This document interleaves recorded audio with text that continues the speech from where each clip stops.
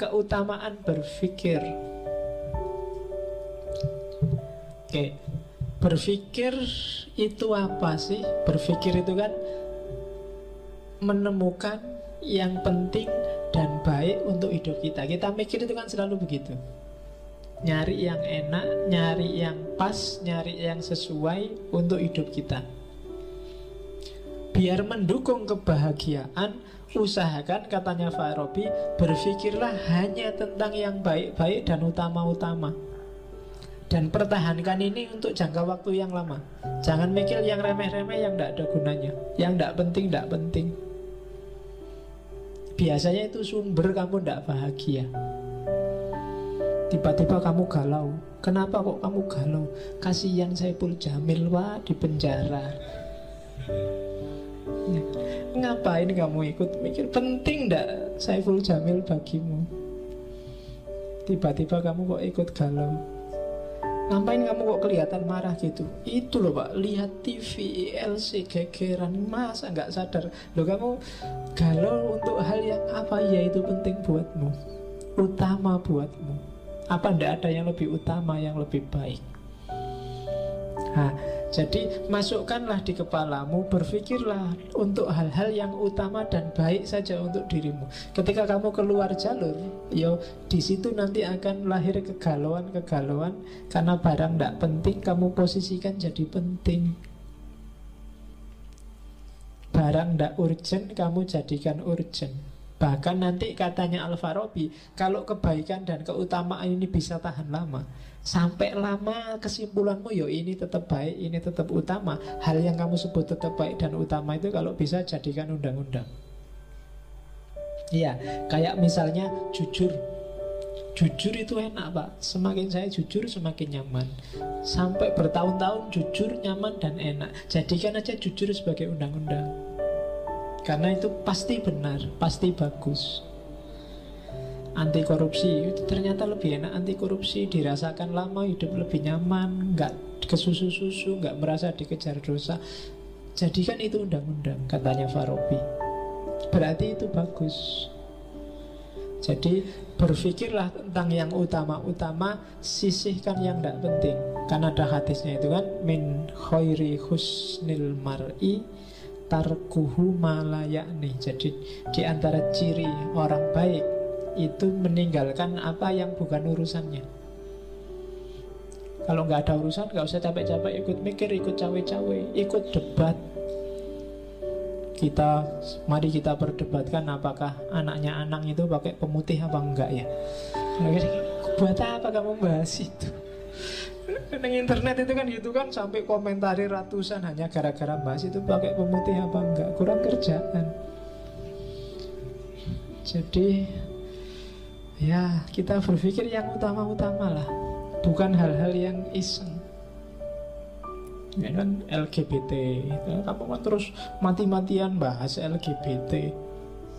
Signifikasinya coba dicek. Kalau signifikan untuk hidupmu tidak apa-apa. Kalau nggak signifikan, kamu kehabisan daya, kehabisan energi, kehabisan tenaga untuk hal yang tidak penting. Padahal mungkin bisa kamu pakai untuk hal yang lebih penting. Daripada kamu debat tentang infotainment, sudah kamu duduk depan komputer, tesisnya digarap, skripsinya diselesaikan, kan lebih enak. Oke, jadi berpikirlah tentang yang utama-utama. Oke, terus ya, dan katanya Farabi memang berpikir lewat jalur rasional itu salah satu solusi hidup. Kuncinya di situ. Karena yang rasional itu kesimpulannya, jadi kalau kita pakai akal, jalur satu-satunya yang tidak butuh pihak lain itu mikir pakai akal. Kalau jalur bayani kita butuh teks, kalau jalur irfani kita butuh otoritas. Tapi kalau pakai akal tidak. Maka katanya Farabi, jalur burhan itu lebih bisa dipertanggungjawabkan dalam berpikir. Oke, aliran sesat itu biasanya sumbernya dua, urusan tafsir teks yang biasanya ada dalam cara berpikir bayani, atau urusan beda panutan yang biasanya ada dalam cara berpikir irfani. Tapi aliran burhan itu jarang gegeran, aliran-aliran rasional. Karena katanya Farabi, memang akal lah yang punya sumber berpikir a priori yang tidak butuh pihak lain. Akal yang benar menurutku kemungkinan besar juga benar menurut kamu. Itu burhan biasanya. Tapi kalau tafsir, bayan, itu kadang-kadang benar tafsirku bisa beda sama tafsirmu. Logika itu sifatnya arbitrer, pasti. 1 tambah 1 2 itu kan logika. Setengah lebih kecil dari 1 juga logika. Itu sifatnya lebih universal. Maka keutamaan berpikir jadi salah satu sumber kebahagiaan. Cuma keutamaan berpikir harus diimbangi dengan keutamaan moral. Kalau berhenti di keutamaan berpikir, ya kamu hidupnya di dunia ide, dunia ideal. Maka dia harus diimbangi oleh keutamaan moral. Jiwamu harus seimbang. Ya kalau ilmu akhlak itu kan, kalau Farabi mendefinisikan science that studies the state of human soul. Jadi tentang jiwa. Moral itu berarti urusan tentang jiwa. Ya ada 2 jenis, ada akhlak teoritis dan akhlak praktis. Akhlak teoritis itu yang ideal, keutamaan berpikir, dan akhlak praktis. Akhlak praktis itu ya prakteknya. Jadi mikir itu juga harus ada dimensi prakteknya. Nah itu keutamaan moral yang ketiga. Moral saja tanpa mikir orang bisa salah arah. Mikir tanpa moral jadinya hantu, ideal gak ada wujudnya. Maka keutamaan teoritis, keutamaan berpikir harus diimbangi dengan keutamaan moral. Kamu punya teori-teori banyak, cara berpikir yang bagus, tapi nggak punya implikasi praktis, ya pikiranmu paling banter jadi buku dan jadi koleksinya perpustakaan. Tapi kalau kamu bisa menunjukkan relevansi praktisnya, itu pikiranmu akan lebih abadi.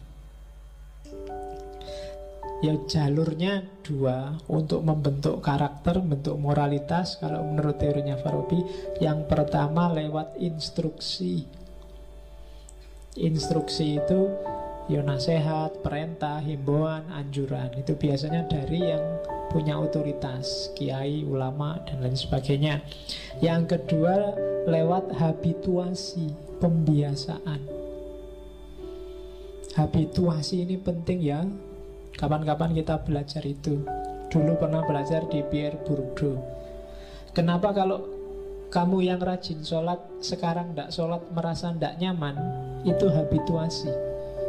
Tapi coba ulang bolak-balik tidak sholat, lama-lama tidak sholat itu biasa.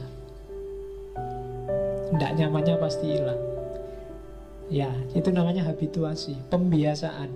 Kamu sekali bohong, batinmu mesti tidak enak. 2 kali tidak enaknya tinggal separuh, 3 kali tidak enaknya tinggal 1/4, 4-5 kali bohong dan aman. Kamu lama-lama merasa bohong itu biasa. Bahkan besok-besok mungkin kalau tidak bohong tidak enak. Masa aku jujur ya, kok tidak enak.